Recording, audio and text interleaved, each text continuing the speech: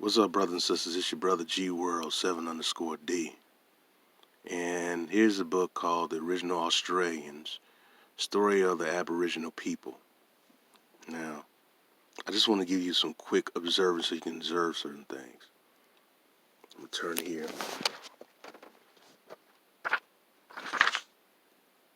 Alright.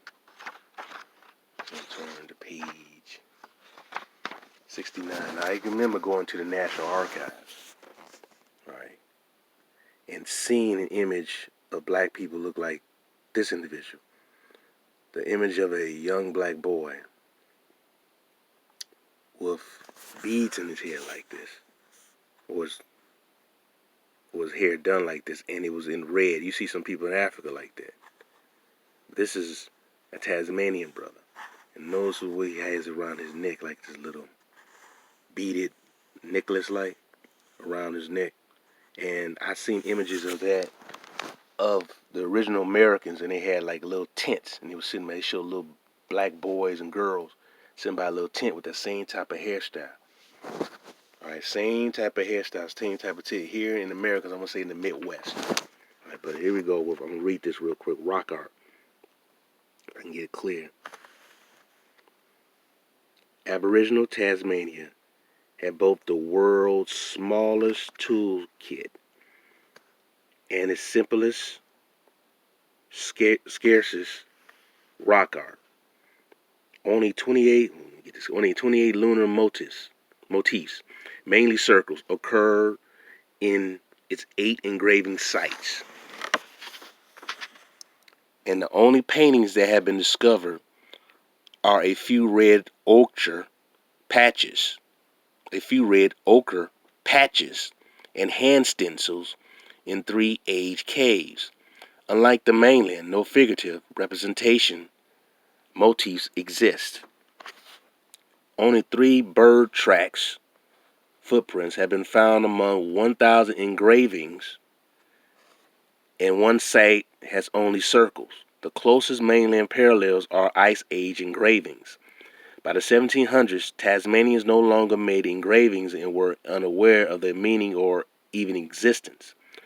But they drew circles and lines inside of their bark huts, and by the 1830s were adding figurative Western motifs such as dogs, bullock teams, and boats. Okay, these people were doing fishing and selling by boat and having a basically a fishing culture.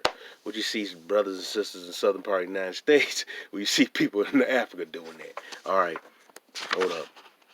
I'm going even further. I'm going to show you images of them carving into rock over here. All right.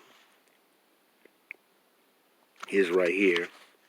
All right, let me get it clear. Darn. Okay, it is. Here's some of the rock images that they carved into Tasmanian brothers and sisters, Australia. Rock engravings at Mount Cameron West, northwest Tasmania. Circle typifies Australia's earliest rock art. Motifs were packed out of the rock with stone hammers. These engravings are usually deep, giving them a sculptural quality. They are at least 2,000 years old and may be much older. Right?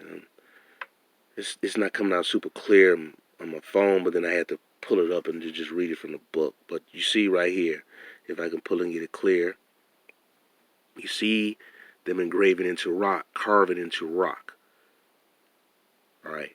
These supposed to be some basic primitive people. What you white scholars will tell you, they were primitive, backward people. But it was carved into rock. The reason I'm talking about this because the Mali, I told you, they were the Anasazi. They were able to carve into rock. I told you there was a carving into rock in Canada, image of a snake goddess, of a woman goddess in northern Canada, in Alberta. A black woman, along with some Olmec heads. All right? Now, it's from this book right here. I got numerous books about black people in Australia. This is dealing with Cahokia, ancient Cahokia, in the Mississippian culture. Remember I showed you the brother with the necklace around him, or around his neck?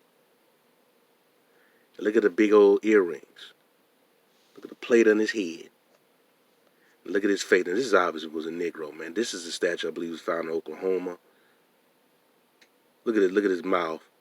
And look at his yogic stance.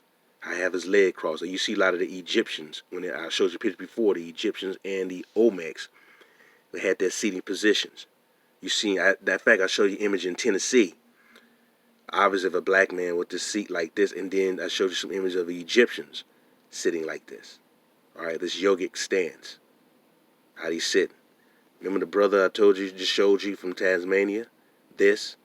And then you see some brothers and sisters with plates. Now I want you also to know, look at the hairstyle right here. Look at his hair going back, and it's in a bun right here.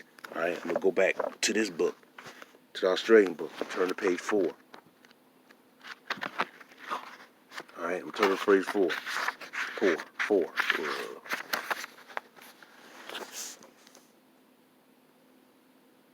Look at their hair. How it's pinned back. And then they got these little, like these scarifications on their body, but how their hair is pinned back. Aboriginal man of the Kolai tribe, all right, from Western Australia in 1920s.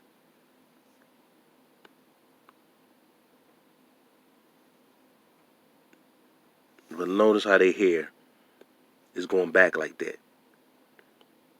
See them brothers right there? He's a black man out of Australia. Look at the brother right here. Look at his head, his hair, little bun. Look at their hair. That's not that much different, man. It's that theirs a little bit longer. Notice that? Notice their hair.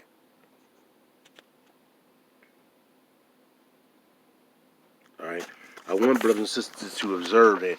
Remember, the Egyptians were in Australia, and it's believed it might have been shipwrecked there, but I believe that might have been just a meeting point or a satellite station over in Australia. But see it engraving into rock right here. Go back to the brother here. And here. In his yogic stance. The hair on back. And the hair with these brothers here in Australia.